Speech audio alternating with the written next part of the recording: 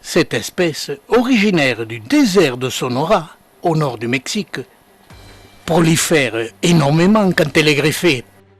Mais faut-il trouver le porte-greffe adapté pour la culture de cette espèce?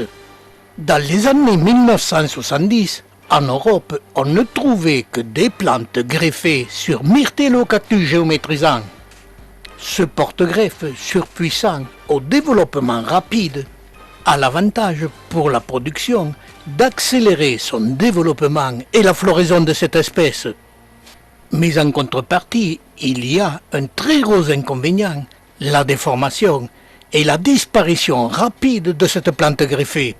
À la même époque, on greffait aussi les petites espèces sur Arisia jusberti. Mais le résultat était toujours le même, développement trop rapide pour les greffons de ces petites espèces. Mais en contrepartie, on pouvait admirer la très belle floraison de ce Mammillaria goldii, qui fleurit abondamment dès les premières chaleurs du mois de mai au mois de juin, le développement sur leurs propres racines étant trop lent et fleurissant peu.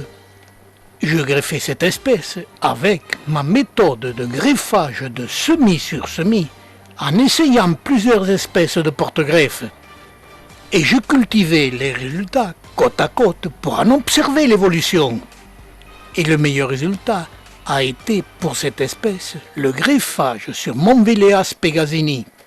Mais la floraison est moins abondante et la plante prolifère moins. Conclusion, il ne faut pas greffer cette espèce, mais la cultiver sur ses propres racines. Et pour cette opération, il faut passer par le semis, mais avant, il faut récolter les graines. Les fruits de cette espèce sont cachés à l'intérieur de la plante, à l'aisselle des mamelons, et n'apparaissent que quand ils sont mûrs, car ils sont rejetés par la plante.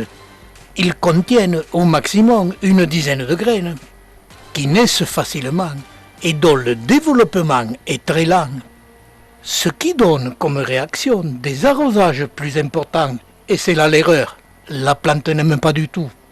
Ces images, extraites de notre photothèque, nous montrent que cette espèce a une floraison variable suivant les sujets.